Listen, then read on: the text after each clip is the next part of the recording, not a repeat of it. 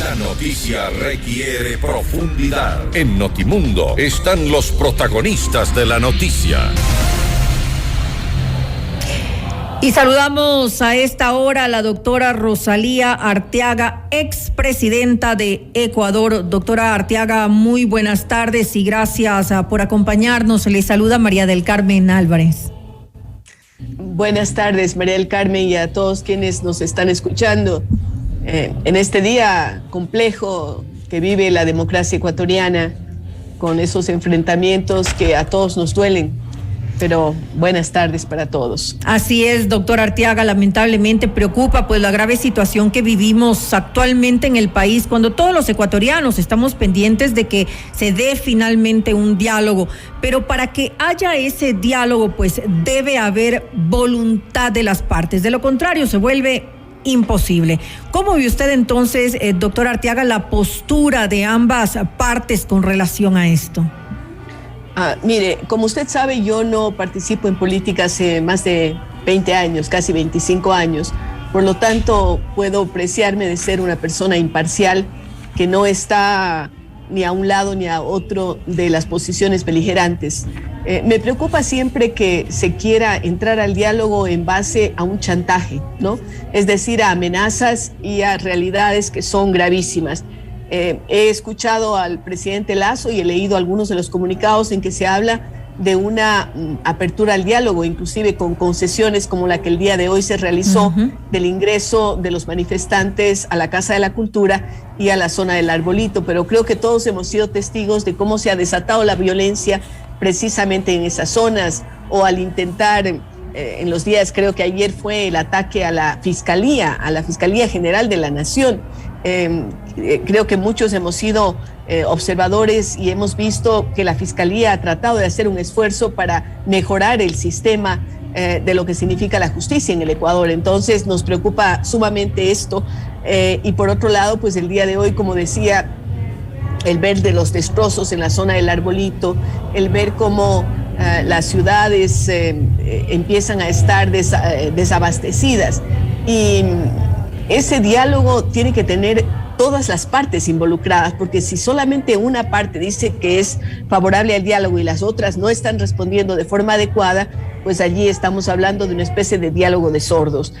Por otro lado, también tengo que decir que cuando uno empieza a hacer análisis, se pregunta ¿a quién benefician toda esta situación que vive el país? Estamos 11 días en una paralización, una imagen internacional deteriorada, países que dicen y aconsejan a sus ciudadanos no visitar el Ecuador, vuelos interrumpidos, carreteras cortadas. El día de ayer mismo yo venía desde el aeropuerto hasta la ciudad, y yo personalmente conté 19 interrupciones en la vía, tanto en la Simón Bolívar como también en la Ruta Viva. Yo lo vi, 19, he contado personalmente estas interrupciones. Entonces uno se pregunta, ¿a quién beneficia esto?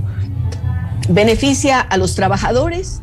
Porque se habla de que se necesita mayor generación de empleo. Hay empresas que cierran porque se ven tan acosadas, diríamos, por las circunstancias.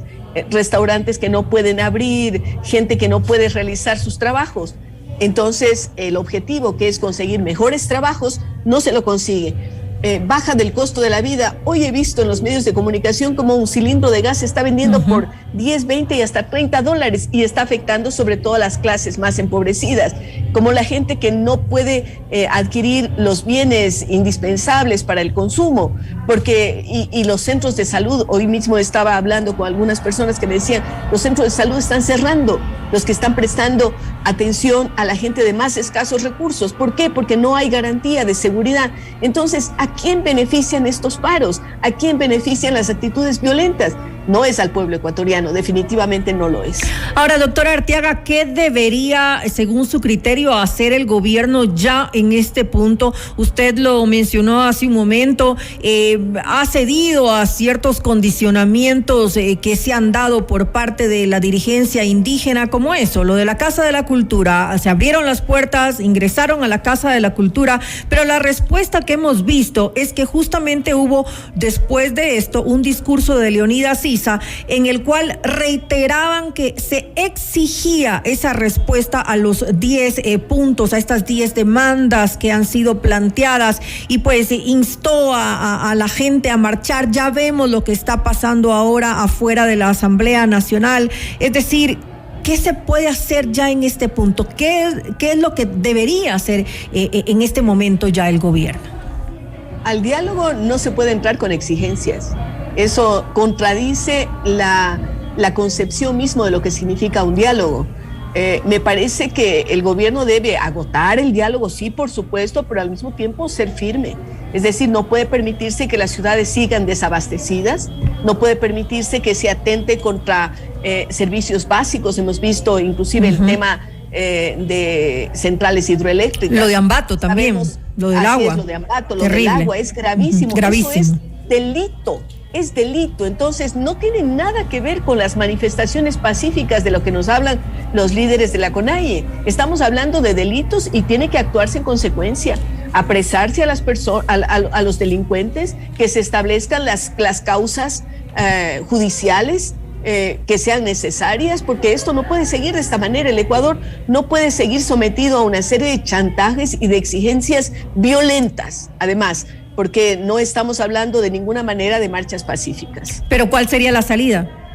¿Cuál debería ser el camino a seguir? Dos salidas. Por un lado, tiene que, por supuesto, insistirse en el diálogo y tal vez buscar esa mediación que la propia Iglesia Católica. He oído lo que decía Monseñor Cabrera, presidente de la Conferencia Episcopal, y me parece razonable. Él está pidiendo tregua, pide cuando hay guerra, y en ese rato estamos viendo que en el Ecuador hay una guerra interna desatada, no sé por qué tipo de intereses. Y por otro lado, aplicar la ley. Yo diría que son las dos cosas: mantener el diálogo, la puerta abierta al diálogo, y aplicar la ley en todos los casos de delincuencia que se está viviendo en el país, porque son delincuencia. El Ecuador está perdiendo por falta de explotación petrolera, el Ecuador está perdiendo porque no ingresan divisas por turismo, en fin, una serie de cosas, y realmente yo creo que tiene que citarse a los responsables de todo lo que está ocurriendo.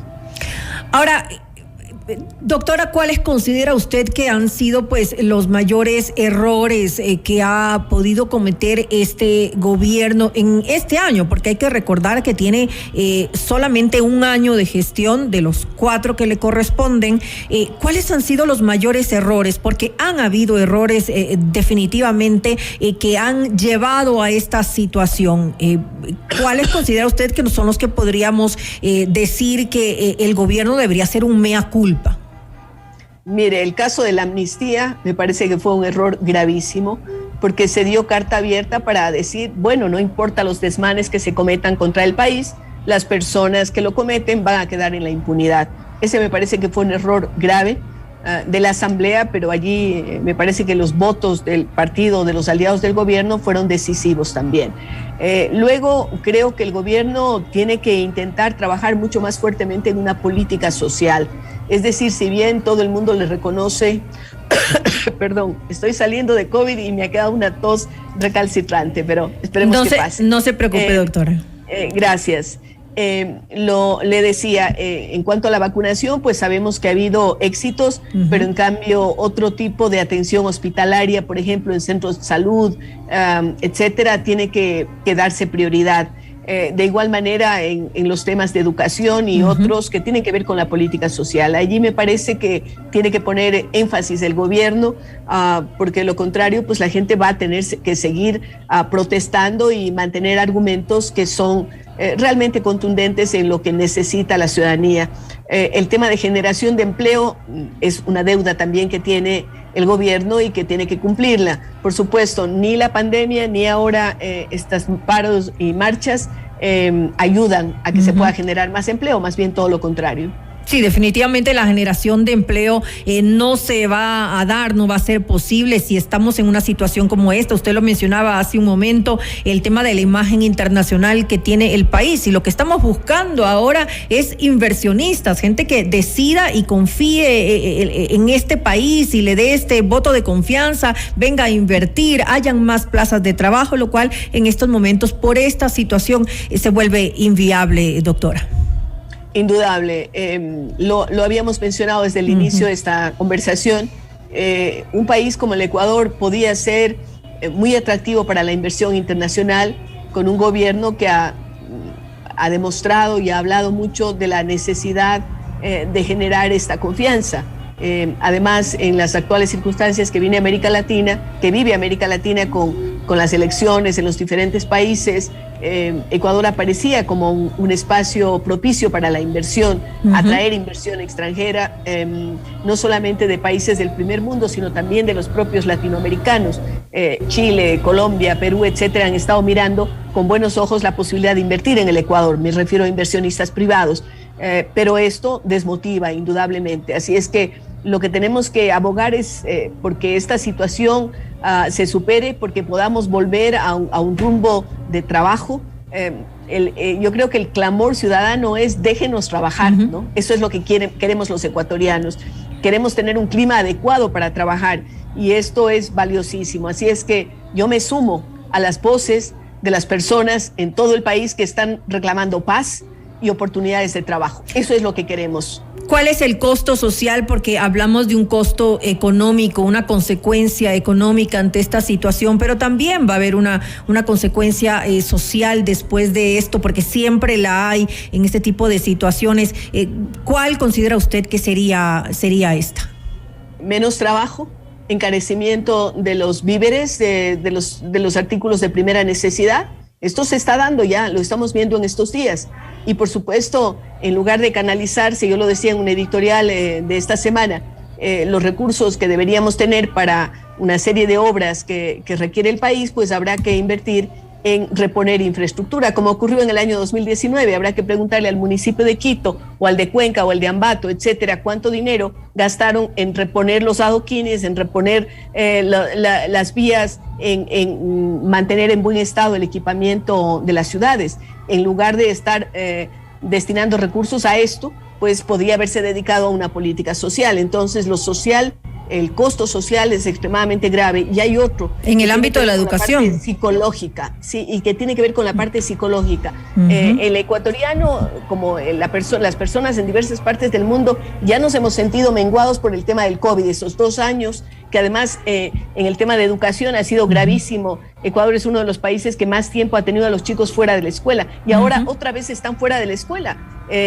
Estamos en la sierra en vísperas de terminar el año lectivo. Los chicos no van a poder ver a sus compañeros de clase porque van a terminar el año lectivo estando en sus casas por el miedo a salir y por las disposiciones ministeriales. Entonces, el costo social es altísimo, costo en educación, costo en salud, en trabajo, en elevación de bienes de primera necesidad y también la parte psicológica. Es decir, ¿qué podemos pensar de nuestros niños de 8, de 10 años que ya se pasaron 2 años encerrados y que ahora otra vez tienen que estar encerrados porque tienen temor a salir a la calle, porque tienen temor de que sus papás y mamás salgan, porque sienten que van a ser agredidos?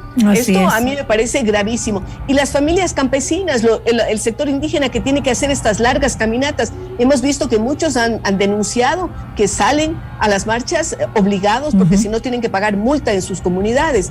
Están desatendiendo a sus hijos, están desatendiendo sus trabajos, la capacidad productiva en el agro se ve afectada. ¿Y esto a quién afecta? A la canasta familiar y por lo tanto afecta a lo social.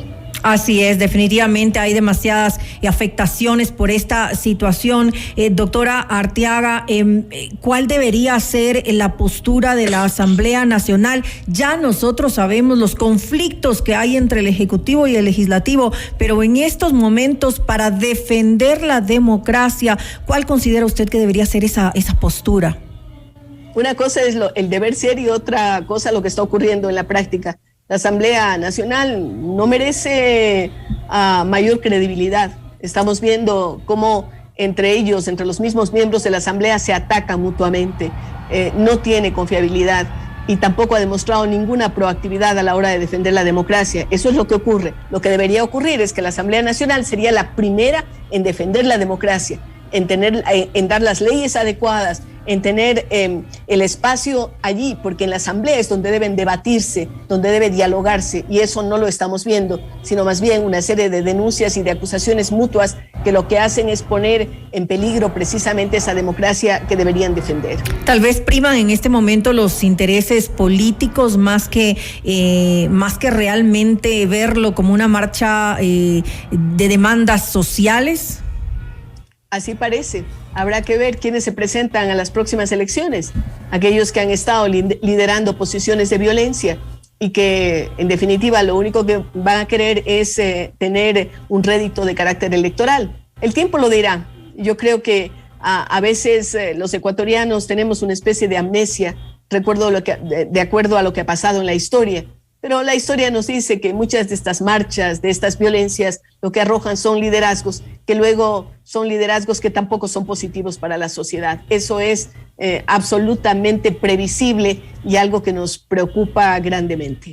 Doctora Arteaga, y ya para finalizar esta entrevista, de esas 10 demandas de la CONAIE, ¿cuáles considera usted que son realmente inviables y cuáles deberían ser prioritarias para que sean cumplidas, para que sean tomadas en cuenta por el Ejecutivo?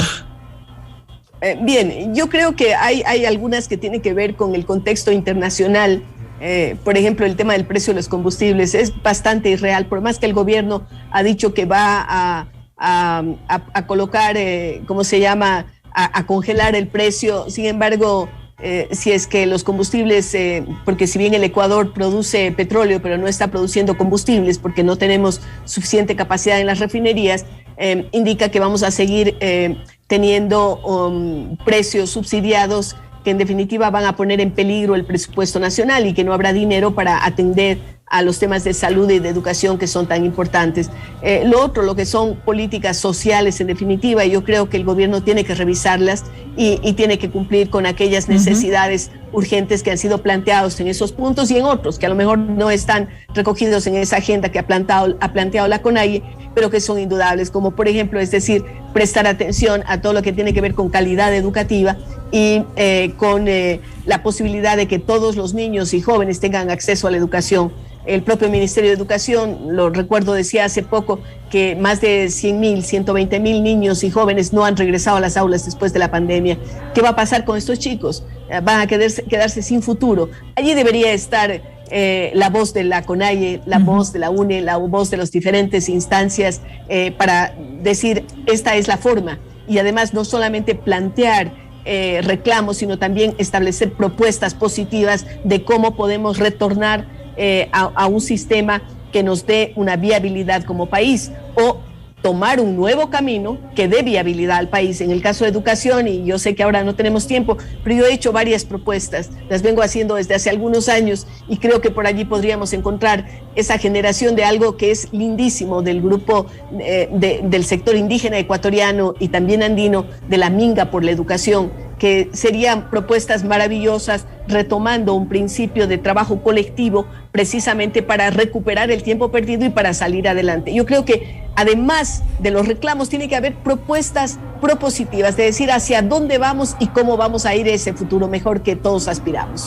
Pues desde ya la invitación queda hecha, doctora Arteaga, para justamente conversar con usted sobre estas propuestas que sin lugar a dudas son de gran valor para la educación en nuestro país. Le quiero agradecer nuevamente por estar junto a nosotros, a la doctora Rosalía Arteaga, expresidenta de Ecuador. Muchísimas gracias y buenas noches. Muy buenas noches.